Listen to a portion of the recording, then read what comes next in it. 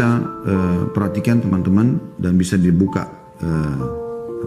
Al-Qur'annya, Al-Baqarah 281. Saya akan bacakan A'udzubillahi minasyaitonirrajim. Bismillahirrahmanirrahim. Wattaqu yawman turja'una fihi ila Allah, thumma tuwaffa kullu nafsin ma kasabat wa hum la yuzlamun. Dan peliharalah dirimu dari azab yang terjadi pada waktu itu kamu semua dikembalikan kepada Allah. Kemudian masing-masing diri diberi balasan yang sempurna terhadap apa yang telah dikerjakannya, sedang mereka sedikit pun tidak dianiaya atau dirugikan. Ya. Tentu banyak sekali tafsir-tafsir ayat Al-Quran yang membahas tentang ayat ini ya. Namun sebelum kita baca beberapa tafsir yang membahas ayat ini teman-teman sekalian, kita coba lebih ke penyentuhan secara rasional, secara nurani tentang masalah peringatan ayat ini. Allah Subhanahu wa taala menjelaskan kepada kita, wattaqu yauman. Kata-kata wattaqu artinya takutlah, hati-hatilah, peliharalah dirimu. Mirip dengan surah nomor 66, surah Tahrim ayat 6-nya. Ya. Pada saat Allah Subhanahu wa taala memperingatkan kita untuk takut terhadap dan hati-hati terhadap neraka. Namun teman-teman sekalian, atau sebab kami menyusun atau menulis judul ini ya, adalah bagaimana kita membuat dan menggugah kesadaran dalam diri kita semuanya.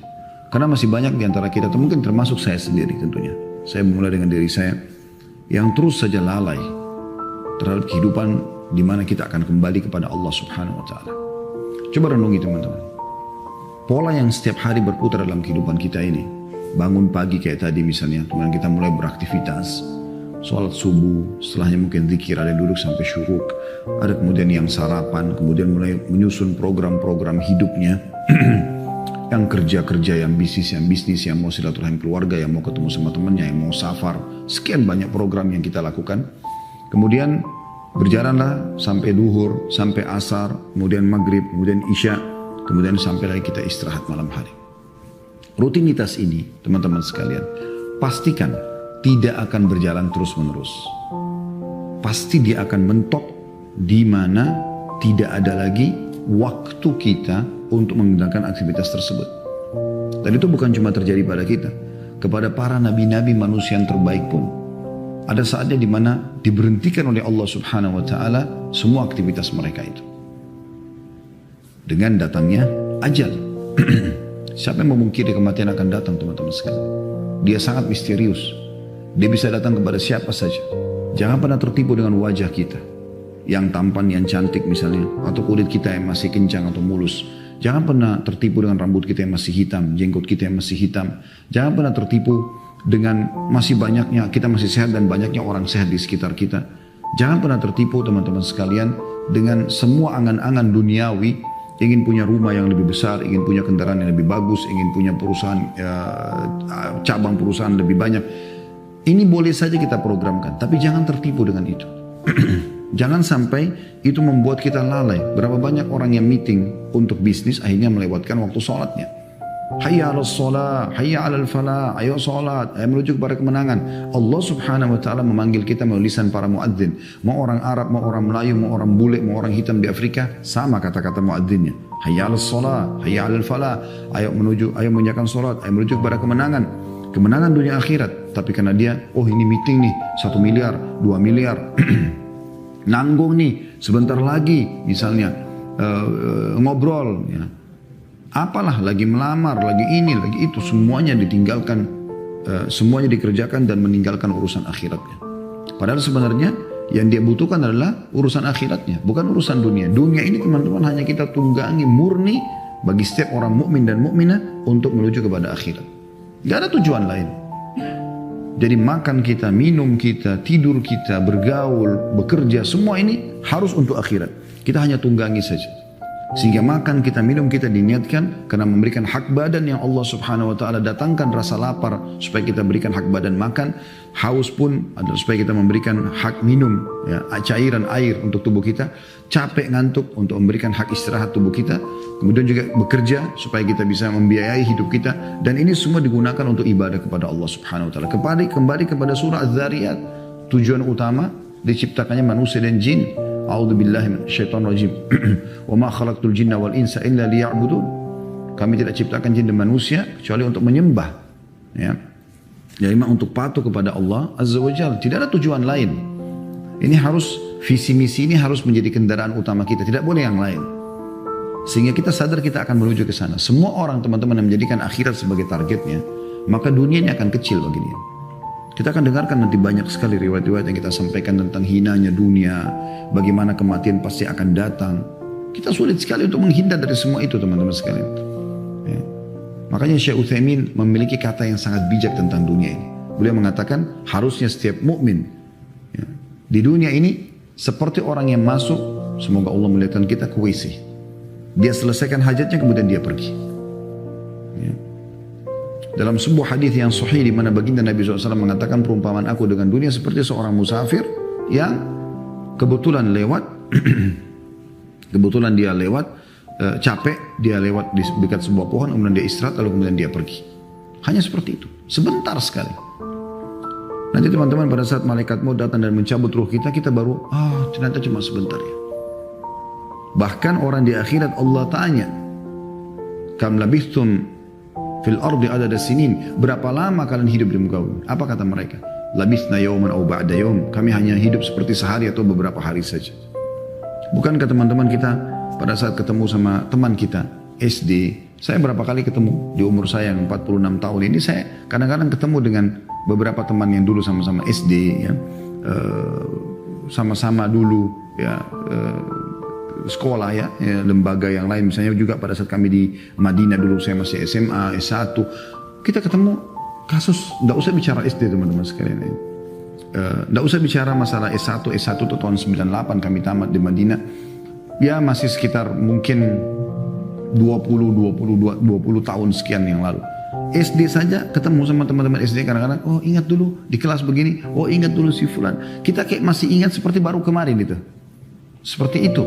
Dunia itu subhanallah ringkas sekali. Ringkas sekali. Anda renungi semua itu dan harus paham misalnya, tidak boleh tidak. Kalau ini semua akan kita lewati. Kita temukan orang yang memahami apa yang saya baru bahasakan ini, maka mereka akan tersentuh teman-teman secara keimanan. Oh ternyata memang dunia ini akan kita lewati sebentar. Ya. Coba kita renungi beberapa ayat Al-Quran. Tadi itu diantaranya sudah kita bacakan. Wattaqu yawman turja'una fihi ilallah, bertakwalah kalian ya, atau takutlah kalian, peliharalah kalian dari hari di mana kalian akan dikembalikan kepada Allah. Maksudnya kita sehat, sakit, kuat, lemah, kaya, miskin, turunan darah kerajaan, raja atau masyarakat biasa, tetap turja'una fihi ilallah, kalian akan dikembalikan kepada Allah. Mau kemana kita? Mau kemana teman-teman? Sadarlah, terlalu banyak manusia sebelum kita. Terlalu banyak. Yang lebih tampan, yang lebih cantik, yang lebih pintar, yang lebih sempurna tapi mati juga. Bukankah Anda pernah mendengar dan sebagai seorang muslim tahu tentang 25 nabi dan rasul? Mana mereka? Nabi Muhammad SAW saja meninggal dunia. Dan sahabat menangis sedih mereka dengan kematian Nabi SAW tapi nggak bisa buat apa-apa. Itu adalah sunnatullah, peraturan Allah Ta'ala.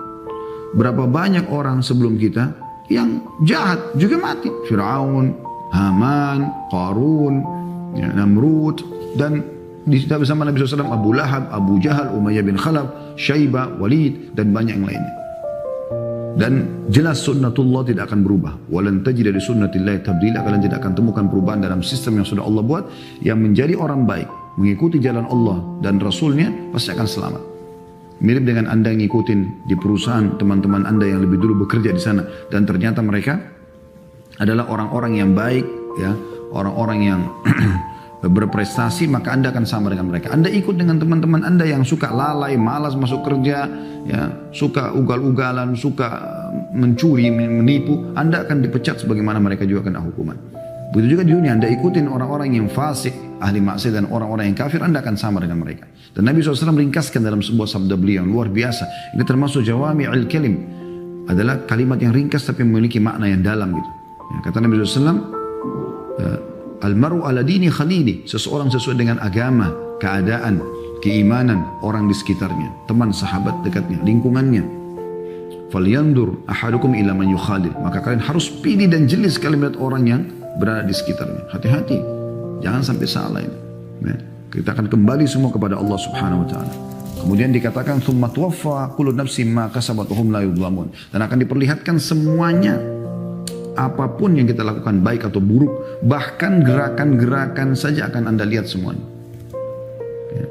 Dalam salah satu ayat, bagaimana Allah gambarkan tentang orang kafir pada hari kiamat.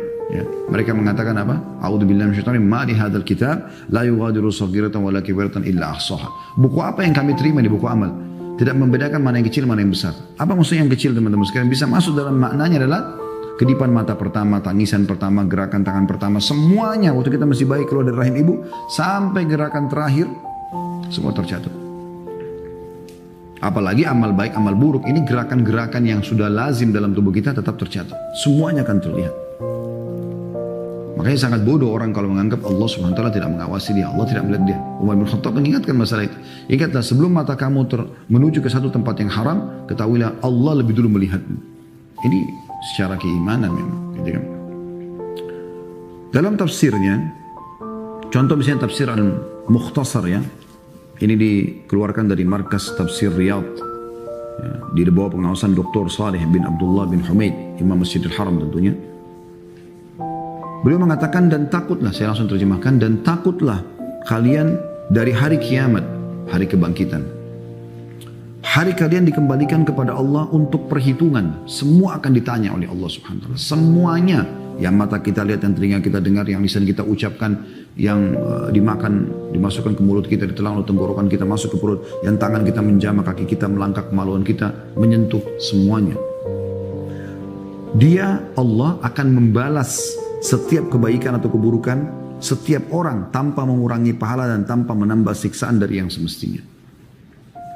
Kalau dalam tafsir Al-Madinah Al-Munawwarah dikeluarkan dari Markas Ta'zim Al-Quran di bawah pengawasan Profesor Dr. Imad Zuhair Hafidh, Profesor Fakultas Al-Quran Universitas Islam Madinah, hafidhahumullah semuanya.